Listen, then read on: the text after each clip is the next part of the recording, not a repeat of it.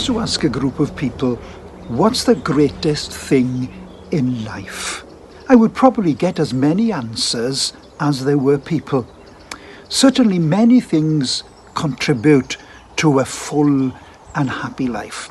But I hope that believers would agree that knowing God is the absolute greatest and most important of all. Without that, you see, everything loses its meaning.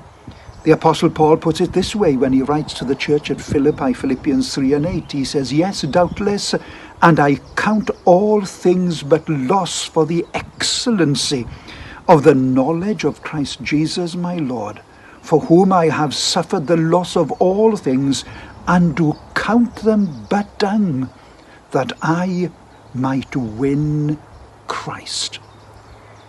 Think of this. Paul wasn't a loser. He hadn't hit rock bottom with nowhere else to go. He wasn't turning from a life of failure and counting that as done. He was one of the most educated and accomplished men of his day. He was the elite of the religious class. People knew him and they wanted to be like him. And Paul wasn't writing just about the time before he became a Christian.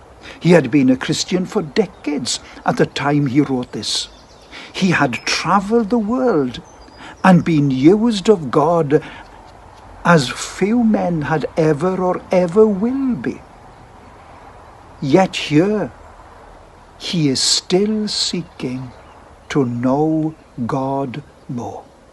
Paul was saying that the best that life had to offer and the greatest accomplishments and pursuits of man, compared to knowing God, found itself in the category of manure. He was admitting that he hadn't arrived, but that he had left, and therefore pressing towards the goal of knowing God more. What does this say? You see, when the man who wrote half of the New Testament was still pursuing knowing God, this tells us that there is far more to know of God than just what we know in salvation. Paul spoke of this to the Ephesians when he prayed that they would come to know the height, the length, the depth, and the breadth of God's love.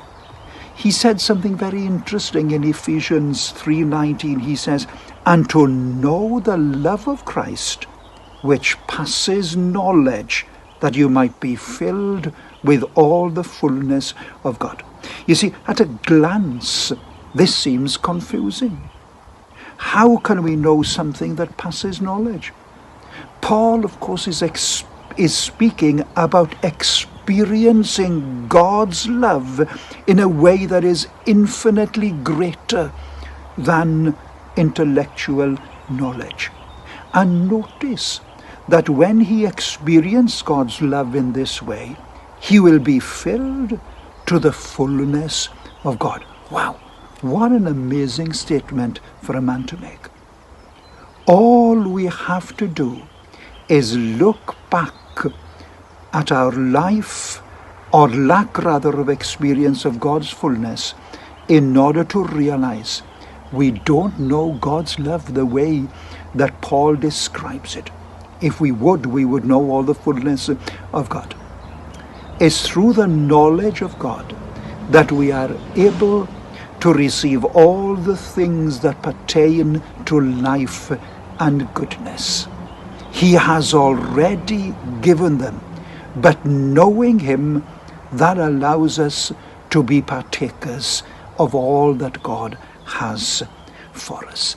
May God help each and every one of us to live our lives seeking God and seeking more of him, so that we with the apostle might say, oh, that I might know him, really know him, truly know him, not just a trickle of him, but know something of the fullness of God in our lives.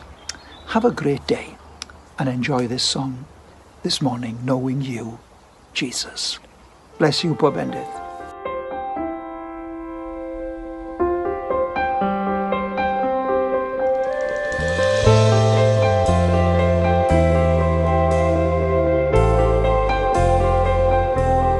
All I once held dear, built my life upon.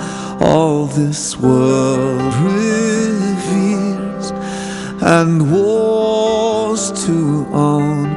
All I once thought gain, I have counted loss, spent and worthless now, compared to this. Knowing you, Jesus, knowing you, there is no greater thing.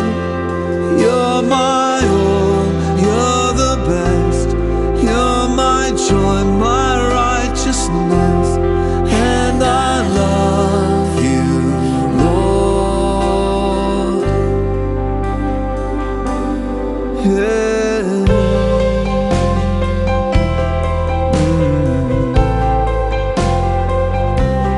Now my heart's desire is to know you more, to be found in you and known as yours, to possess by faith what I could not earn, all surpassing gift of righteousness.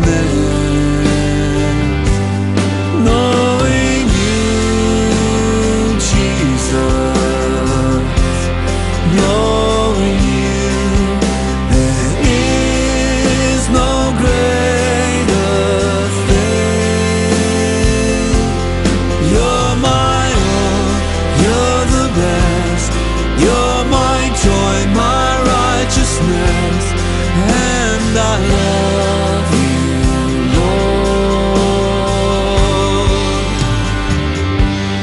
Oh, to know the power of your risen life, and to know you in your suffering,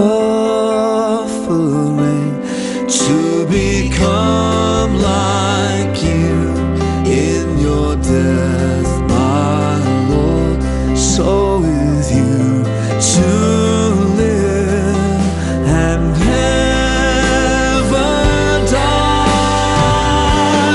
Knowing you, Jesus, knowing you, there is no greater thing. You're my all, you're the best, you're my joy, my righteousness. You're my all, you're the best, you're my joy, my righteousness. You're my all, you're the best, you're my joy, my righteousness, and I love you, Lord.